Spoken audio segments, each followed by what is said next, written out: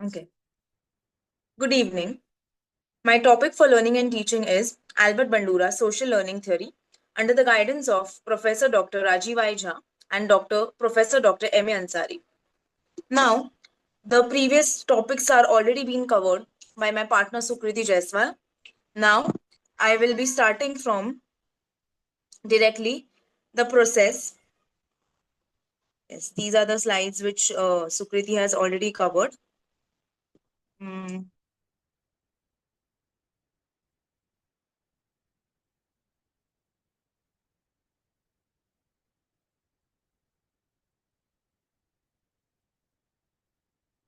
okay.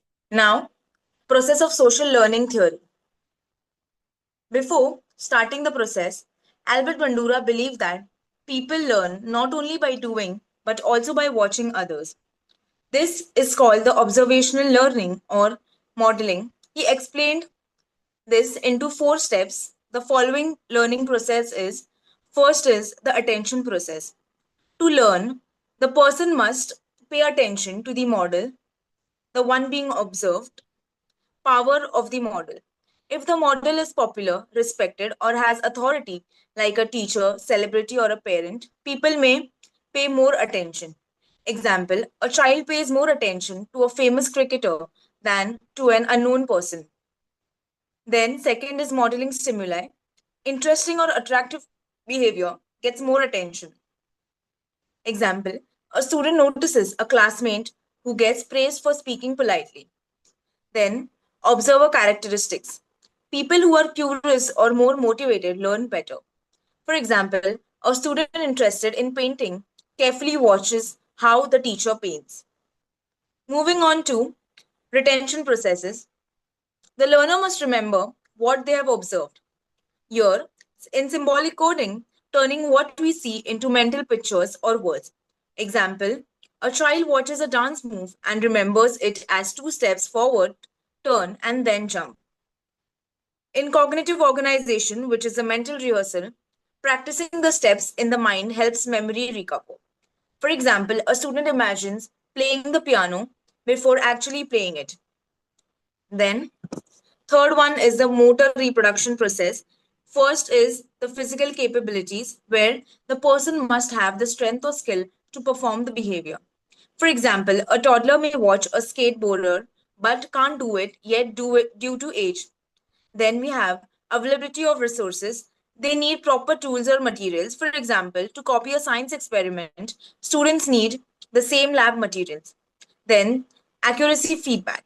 Feedback helps to improvise. For example, a coach correcting a player's kicking techniques helps the player to do better next time.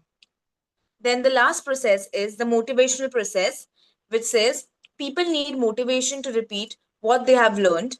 Then we have the types of reinforcement.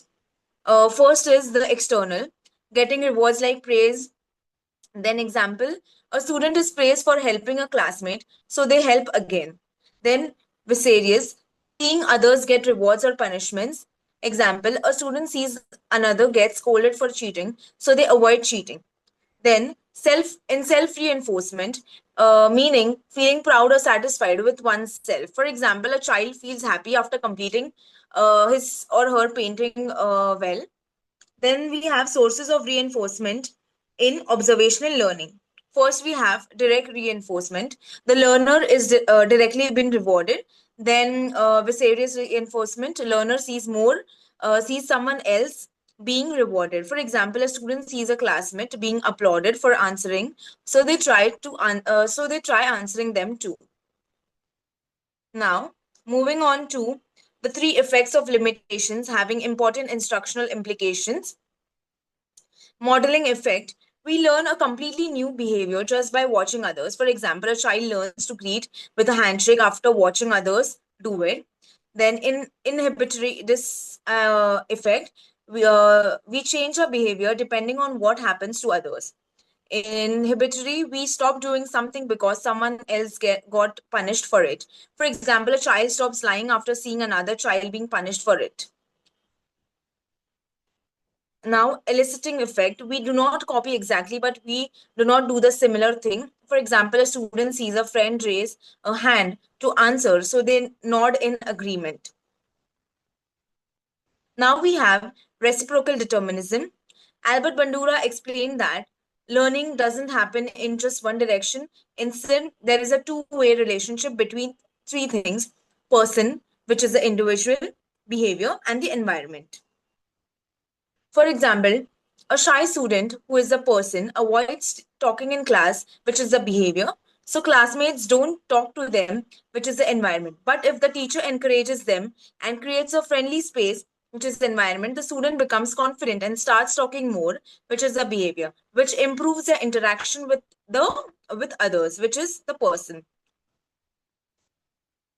Okay. Now educational implications are already been covered by my partner Sukriti. Um, Moving on to the conclusion of social learning theory, which concludes Bandura's theory shows that we learn by watching others. Our attention, memory, ability to act, and motivation affect what we learn. Reinforcement, rewards, or punishments plays a big role in shaping our behavior. Learning is not just one way, our environment affects us, and we also change the environment. So, summarizing, children, students, and even adults learn new behaviors by observing others, thinking about them, trying them out, and seeing what rewards or consequences follow. This is why role models, teachers, parents, and media play a powerful role in shaping their behavior. So, uh, I would like to end the Albert Bandura social emotional learning theory. Thank you.